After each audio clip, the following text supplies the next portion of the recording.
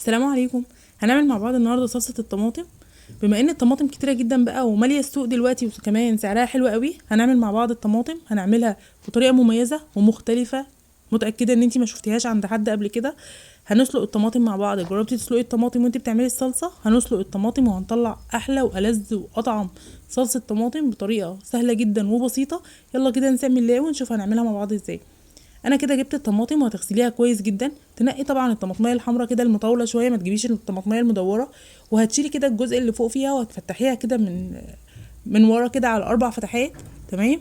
مش هتوصلي كده للاخر بالسكينه، هتعملي كده حرف اكس كده فيها في الطماطمايه. تمام. وحله بقى على النار فيها ميه بتغلي. ميه بتغلي، ايوه ميه بتغلي. وهتنزلي بقى بكميه الطماطم بتاعتك وهنسلق الطماطم. اظن الطريقه جديده ومختلفه. اتمنى بجد ان انتوا تحطوا لي لايك عشان الفيديو يوصل لاكبر عدد من الناس. ونشوف هنسلق مع بعض الطماطم وهنطلع احلى صلصه طماطم.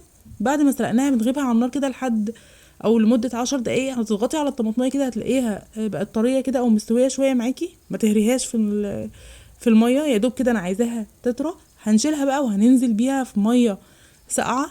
تمام. ودي اسهل طريقه بقى علشان تشيلي بيها قشر الطماطم. الموضوع سهل جدا، وبنشوف ازاي بنتخلص من القشر بكل سهولة. تمام. بصراحة جربت طرق كتير جدا، لقيت دي افضل طريقة فعلا لعمايل الصلصة. وبتاخدي نفس الطعم الصلصة اللي بتشتريها. وبعد ما تقشري كمية الطماطم كلها تحطيها كده في مصفى او تنزلي بيها في مصفى وتتخلصي من المية اللي فيها كويس جدا. هتسيبيها نص ساعة بقى ساعة علشان ما تاخدش معاكي وقت في التسوية. وشايفين بقى كمية القشر اللي طلعناها. اظن الموضوع سهل جدا، والناس اللي بتتعب بقى من قشر الطماطم اتخلصنا منه بكل سهولة. وبعد ما سلقناها وصفيناها وقشرناها كويس جدا في الخلاط بقى، وهتنزلي بيها وهتضربيها ناعم. وعلى مصفى بقى كده ونصفيها ونشيل كل البذر اللي فيها. مفيش اسهل من كده. هتجيبي الطماطم هتغسليها هتقشريها هتسلقيها وبعدين هتقشريها وهتضربيها في الخلاط بقى وتصفي الطماطم بتاعتك كويس جدا علشان ناخد احلى والذ واسهل صلصة. وبعد ما صفينا الطماطم كويس جدا من البذر، ما شاء الله هي ما فيهاش اي سوائل. يعني الطماطم بتاعتي تقيله ما فيهاش اي سوائل كده، مش بتاخد وقت منك خالص وانت بتسويها. غير بقى ما بتضربي الطماطم كده وهي خضره وتحطيها على النار بتاخد لها 3 4 ساعات كده. لا، الموضوع هنا سهل خالص، مش بتاخد حوالي نص ساعه. وطبعا انا عامله كميه بسيطه كده وياكم في التصوير، تقدري بقى تضاعفي الكميه او تعملي الكميه اللي انت حباها.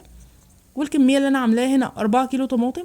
حطيت لهم معلقه كبيره من الملح، نص معلقه كده من السكر علشان طبعا حموضه الطماطم، وحوالي 3 معالق كبار كده من الزيت. وهقلبهم كويس جدا بقى وهرفعهم على النار كده الصلصه تتسبك. ما خدتش حوالي نص ساعه لان انا مصفياها من الميه كويس جدا. يبقى طريقه سهله وسريعه، تقدري بقى تعملي الكميه اللي انت عايزاها. ما شاء الله بعد ما اتسبكت وتقلت بقت تحفه.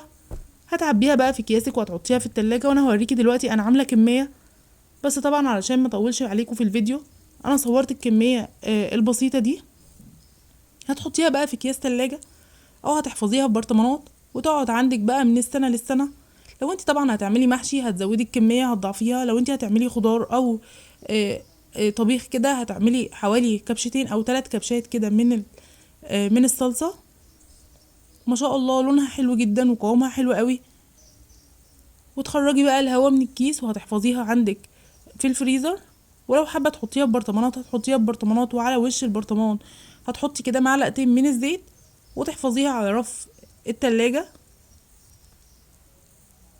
وده بيكون شكلها ما شاء الله تحفة جدا وما بتاخدش وقت وانتي بتعمليها.